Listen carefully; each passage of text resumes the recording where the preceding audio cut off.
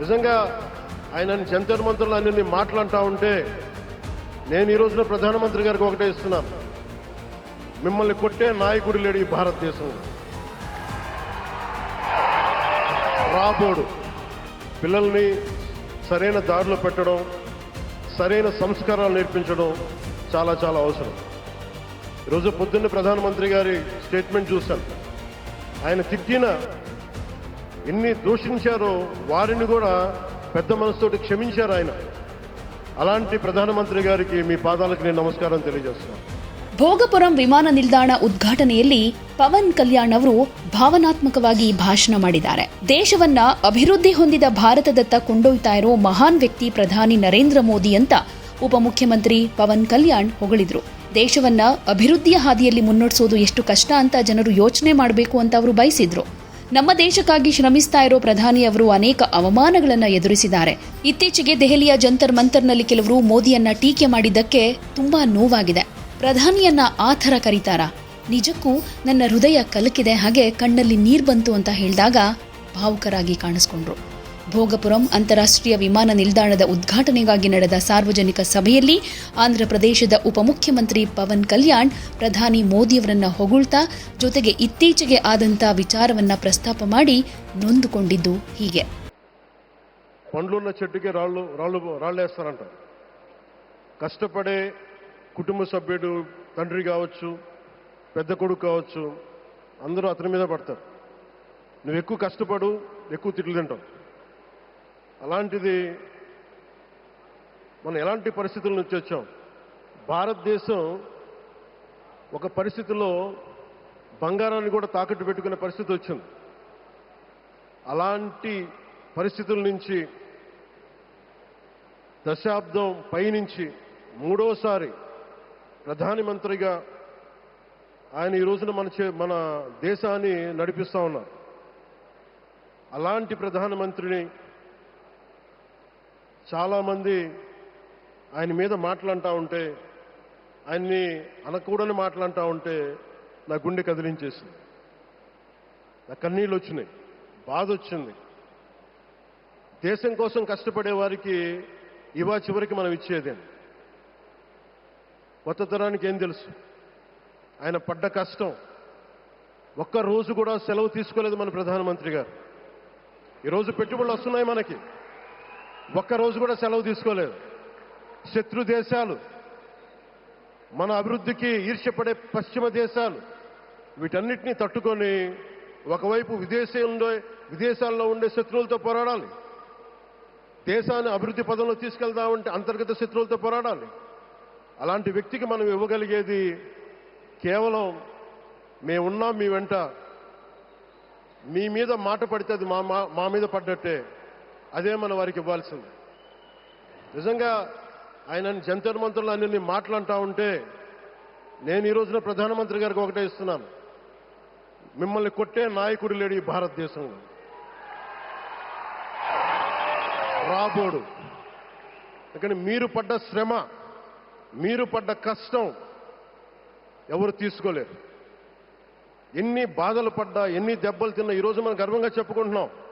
మన ఉత్తరాంధ్రకి ఎయిర్పోర్ట్లు వచ్చినాయి, ఇన్ని లక్షల పెట్టుబడులు వచ్చింది ఆంధ్రప్రదేశ్కి.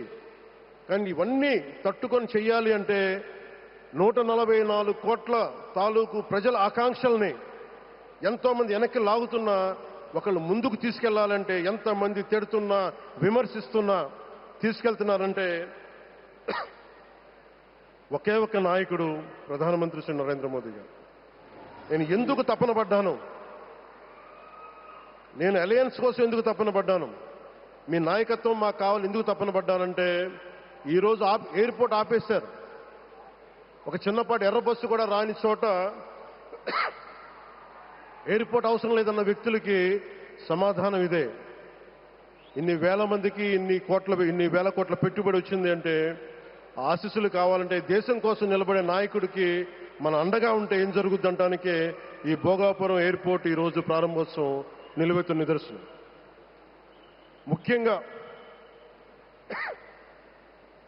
25 సంవత్సరాలు లోబడి ఉన్న పిల్లలున్న ప్రతి ఒక్కరికి కూడా నేను ఈ సందర్భంగా తెలియజేస్తున్నాను, పిల్లల్ని సరైన దారిలో పెట్టడం, సరైన సంస్కారాలు నేర్పించడం చాలా చాలా అవసరం. ఈరోజు పొద్దున్నే ప్రధానమంత్రి గారి స్టేట్మెంట్ చూశాను. ఆయన తిట్టిన ఎన్ని దూషించారో వారిని కూడా పెద్ద మనసుతోటి క్షమించారు ఆయన. అలాంటి ప్రధానమంత్రి గారికి మీ పాదాలకు నేను నమస్కారం తెలియజేస్తున్నాను. నిజంగా మీ ఉన్నతి, మీ ఔన్నత్యం ఈరోజు చాలా చాలా స్ఫూర్తిదాయకం. భారతదేశం మీ అందరికీ కూడా, ప్రజలందరికీ కూడా, ఆంధ్రప్రదేశ్ ప్రజలందరికీ కూడా, దేశ ప్రజలందరికీ కూడా ఒక నాయకుడి కష్టాన్ని మనం వెంటనే గుర్తించలేం. ఆయన ఎంత తపన పడుతున్నారు. ఒక కుటుంబాన్ని నడపడం ఎంత కష్టపడుతున్నాం. 140 కోట్ల మంది ప్రజలు నడపడం ఎంత ఆషామాషి వ్యవహారం కాదు. ముందుకు తీసుకెళ్లే నాయకుడికి తెలుస్తుంది. అలాంటి వ్యక్తికి మనం ఏమి ఇవ్వగలం. దేశాన్ని నడిపించడం అంటే రామకార్యం లాంటిది. హనుమంతుడు లంకకు లంఘించినప్పుడు అనేక అవంతరాలు వచ్చినాయి, అనేక అడ్డంకులు వచ్చినాయి. రామకార్యం చాలా గొప్పది. అలాగే ఈరోజు ప్రధానమంత్రి గారు దేశాన్ని ముందుకు నడిపించేది బృహత్ కార్యం, చాలా మహాకార్యం అది. అలాంటి వ్యక్తికి మనం ఇవ్వగలిగేది, హనుమంతుడికి మనం ఏమి ఇవ్వగలం? నువ్వెంత గొప్పగా లంఘించావు, ఎంత కష్టపడ్డావు. ఏ దేవతకైనా ఇవ్వాల్సిన స్తుతే. వాళ్ళు మన నుంచి ఏమి కోరుకోరు. ఒక తల్లిదండ్రులకి మనం ఏం కోరుకోరు. అమ్మ నువ్వు మా కోసం కష్టపడ్డావు, నాన్న నువ్వు మా కోసం కష్టపడ్డావు అని.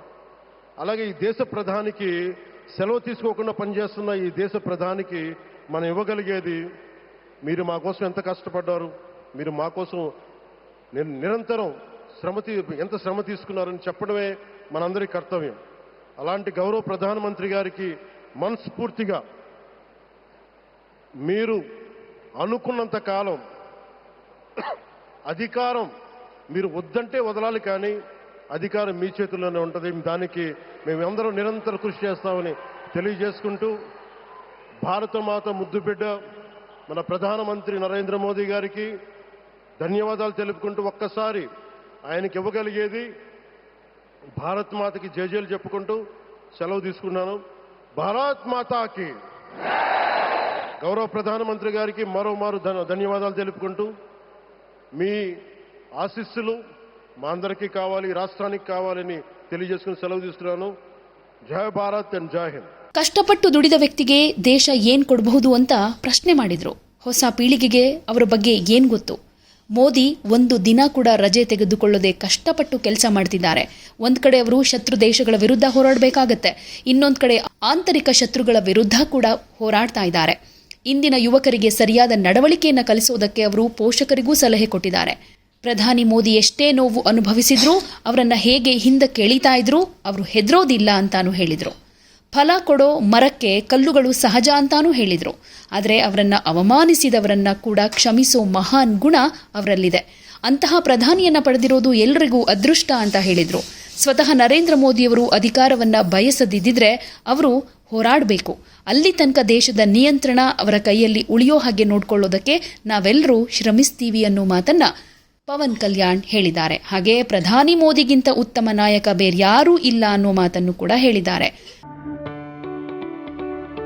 ಯಾವುದೇ ಸುದ್ದಿಯ ಅಪ್ಡೇಟ್ ಅನ್ನ ಮಿಸ್ ಮಾಡ್ಕೊಳ್ಬಾರ್ದು ಅಂದ್ರೆ ಈಗ್ಲೇ ಒನ್ ಇಂಡಿಯಾವನ್ನ ಸಬ್ಸ್ಕ್ರೈಬ್ ಮಾಡಿ. ನಿಮಗೆ ಬೇಕಾದ ಭಾಷೆಯಲ್ಲಿ ಎಲ್ಲಾ ಸುದ್ದಿ ತಿಳಿಬೇಕು ಅಂದ್ರೆ ಒನ್ ಇಂಡಿಯಾ ಆಪ್ ಅನ್ನ ಡೌನ್ಲೋಡ್ ಮಾಡ್ಕೊಳ್ಳಿ.